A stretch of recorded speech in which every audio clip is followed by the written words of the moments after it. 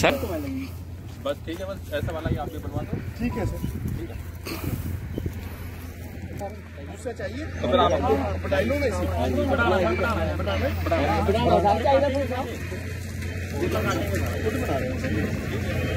काट दो। हाँ जी सर।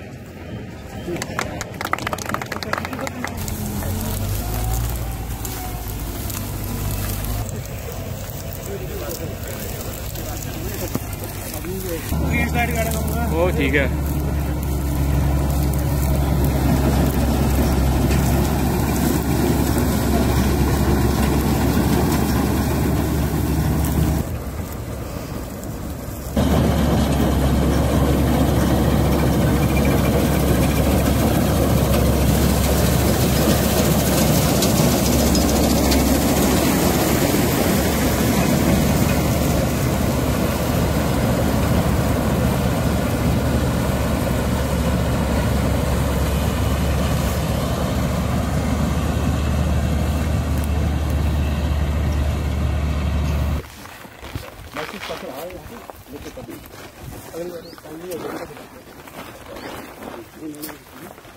जॉब की है ये किसकी है? ये सारे किसके हैं? परशोत्तम एक ही बंदे की अलग अलग बंदे की है? एक ही है, एक ये इसका ना, ये उसका बेटा है। अच्छा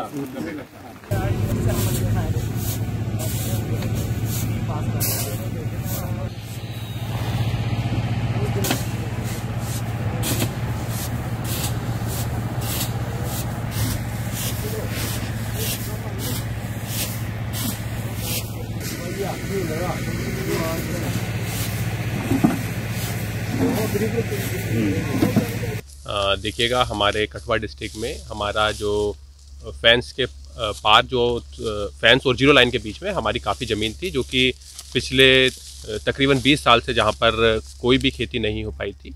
लास्ट ईयर पहली बार एक प्रयास किया गया था, जिसमें बीएसएफ की मदद से हमारा एग्रीकल्चर डिपार्टमेंट ने एक खेती की थी यहाँ पर, लेकिन वो एक लिमिटेड एरिया में थी और उसका इतना अच्छा प्रोडक्शन भी नहीं आया था।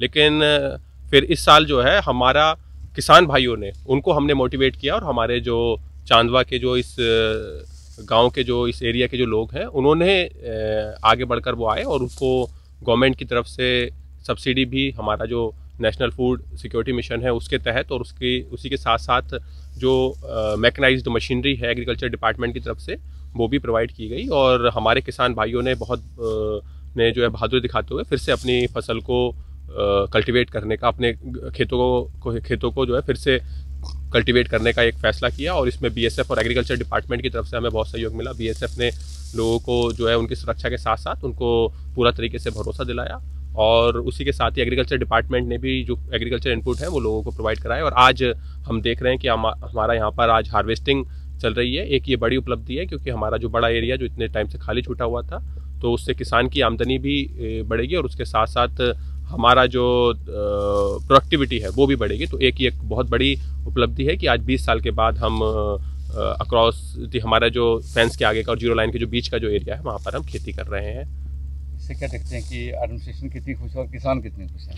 देखिएगा, किसान तो जब मैं पिछली बार लास्ट टाइम यहाँ पर आया था तो उस समय किसान जो है वो अपने खेत, उस समय जो है वो अपने खेत को बेसिकली उस समय प्लो कर रहे थे, और बहुत सारे किसान उस समय भावुक भी हो गए थे, क्योंकि उन्होंने 20 साल बाद अपनी ज़मीन देखी थी। 20 साल बाद वो कि ये हमारा पेड़ था, यहाँ पर हमारा ये था, लोग जो है उस तरह से भावुक भी हो गए थे। एक बहुत बड़ी बात है किसान के लिए। कोई किसान ये नहीं चाहता कि उसकी ज़मीन एक सीज़न भी जो है खाली रहे, एक फसल भी खाली रहे।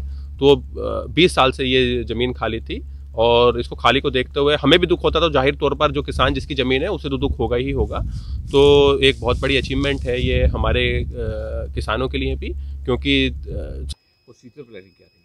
हाँ, इस बार हम कोई 35 फार्मर्स को कन्विंस कर पाए। उनका कोई 141 एकड़ एरिया था जो अंडर कल्टीवेशन था, और उसको हमने नेशनल फूड सिक्योरिटी मिशन में कब किया था, सपोर्ट किया था एग्रीकल्चर इनपुट्स के लिए, जिसमें फर्टिलाइज़र, बीडीसाइड्स और लैंड प्रेपरेशन के लिए।